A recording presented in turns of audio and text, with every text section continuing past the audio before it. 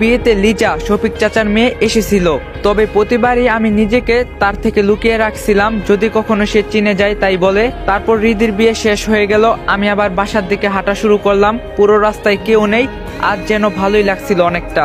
তখনই হঠাৎ আমার চোখে একটা ব্যাগ পড়লো, পাশে তেমন কোনো লোকজনও নেই আর ব্যাগটি পড়ে থাকে রাস্তায়। তারপর আমি সেই ব্যাগের কাছে যাই আর দেখতে পাই যে একটা অফিসিয়াল ব্যাগ, আর ব্যাগটা অনেক বড়। আর আমি যখন ব্যাগটা খুলি তখন পুরো অবাক হয়ে যাই। আমি দেখতে পাই সেই ব্যাগে কিছু কাগজ আছে আর অনেক টাকা। এত টাকার বান্ডিল দেখে আমি অবাক হয়ে যাই। সেখানে না হলেও 1 কোটি টাকার উপর টাকা হবে। তারপর আমি সেই টাকার ব্যাগ নিয়ে খুব সাবধানে বাসায় আসি আর দরজা বন্ধ করে আগেই সেই ব্যাগটা খুলি। এত টাকা কার হতে পারে শুধু ভাবতে থাকি। তারপর আমি ভাবতে থাকি এই টাকাগুলো নিয়ে আমি কি করব। তার একটু পরে ভাবতে থাকি আমার এই টাকাগুলো নেওয়া ঠিক হবে না, কিন্তু সে যদি টাকাগুলো তার নিজের কাছে রাখে সে রাতারাতি বড়লোক হয়ে যাবে। তারপর সে ব্যাগ নিয়ে অনেক চিন্তায় পড়ে যায়। এদিকে রাত অনেক গভীর। তখন সে ব্যাগে টাকার মাঝে হঠাৎ করে সেই কাগজগুলো দেখে আর সে দেখতে পারে যে এটা কোনো কোম্পানির হয়তো হবে আর সেই কাগজে তার ঠিকানাও আছে। তারপর রাফি বুঝতে পারে এটা কার টাকার ব্যাগ। তারপর সে সিদ্ধান্ত নেয় যে এই টাকাগুলো তার মালিককে ফেরত দেবে। তারপরের দিন সকালে রাফি সেই টাকার ব্যাগগুলো নিয়ে সেই ঠিকানায় পৌঁছে যায়। যদিও তার ঠিকানাটা খুঁজতে বেশি কষ্ট হয়নি। অনেক বড় কোম্পানি যে কাউকে জিজ্ঞাসা করলে এর অফিসের ঠিকানা বলতে পারে। তারপর সেই টাকার ব্যাগ নিয়ে সেই অফিসে গেল। সেখানে ঢোকার সময় দারোয়ান বলে উঠে, আপনি এখানে কি চান? আমি বললাম, জি, এই অফিসে যেতে চাচ্ছিলাম। দারোয়ান বলল, কেন? এখানে যার তার যাওয়া নিষেধ। রাফি বলল, ভাই, আমার যাওয়াটা খুব দরকার, শুধু একবার ভিতরে গিয়ে চলে আসবো 5 মিনিটের ভিতরে। তারপর দারোয়ান রাফিকে ভালো মনে করে তাকে ভিতরে যেতে দেয়। তারপর রাফি সেখানে একজনকে বলে, ভাই, এই অফিসের প্রধান কে? তা বলল, কেন, তার সাথে কি? রাফি বলল, আসলে ভাই, তার সাথে একটু দেখা করা দরকার ছিল। আপনার কাছে কি অ্যাপয়েন্টমেন্ট লেটার আছে? আমি বললাম, না ভাই, নাই তো। তাহলে তো দেখা করতে পারবেন না। রাফি বলল, ভাই, শুধু একবার দেখা করব, তার সাথে একবার শুধু দেখা করেই চলে যাব। না ভাই, সে এই কোম্পানির অনেক বড় অংশের মালিক আর এখানকার সিইও অনুমতি ছাড়া যাওয়া যাবে না। রাফি বলে, ভাই, একবার শুধু বলেই দেখেন না, যদি অনুমতি দেয়। আচ্ছা, আপনি এখানে দাঁড়ান, আমি স্যারের সাথে কথা বলে আসছি।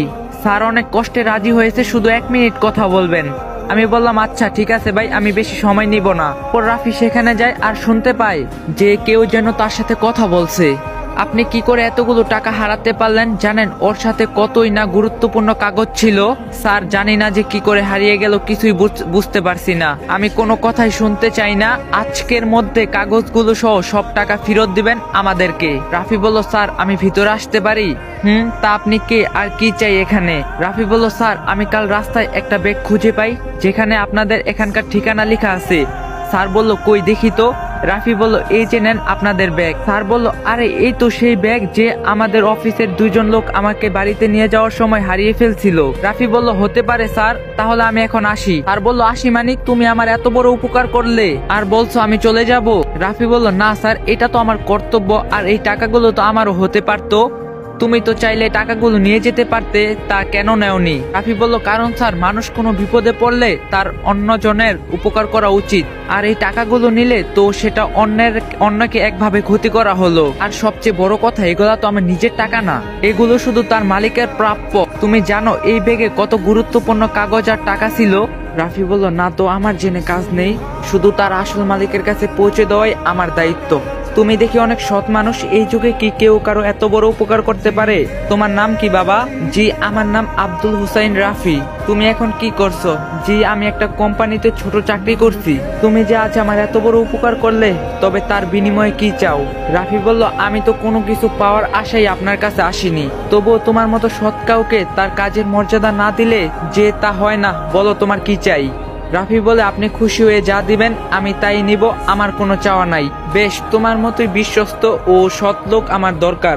তুমি আজ থেকে আমার এখানে কাজ করবে এবং আমার সাথেই করবে। রাফি বলল, কিন্তু স্যার। কোনো কিন্তু নয়, প্লিজ তুমি আমার কথা রাখো।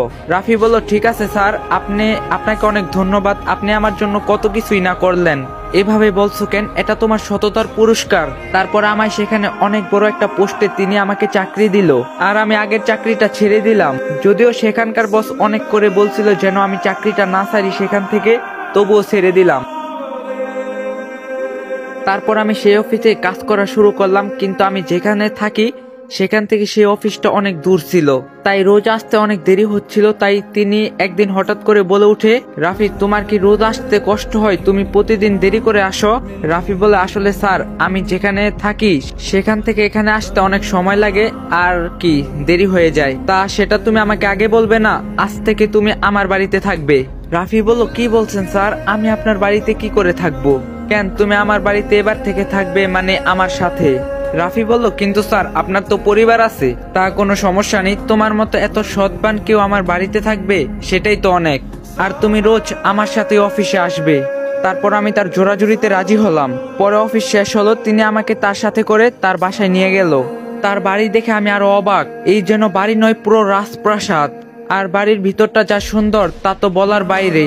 তারপর আমাকে নিয়ে তিনি বাসার ভিতর ঢুকলেন। একজন মহিলা আমাদের সামনে আসে, দেখতে অনেক সুন্দর, পরনে একটা সুন্দর শাড়ি, বয়সটা মাঝামাঝি মনে হয়, বোঝা যায় না, তবে তার কথা শুনে বুঝে ফেললাম এটা তার স্ত্রী।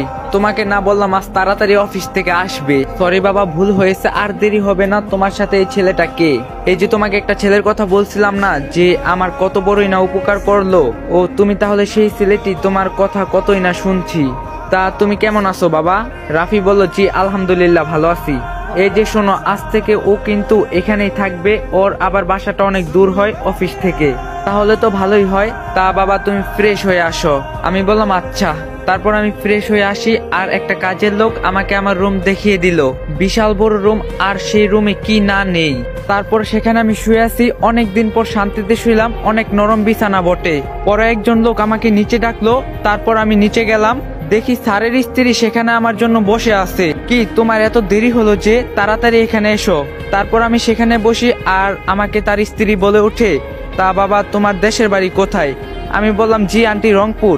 তোমার বাবা মাও কি সেখানে থাকে? আমি বললাম,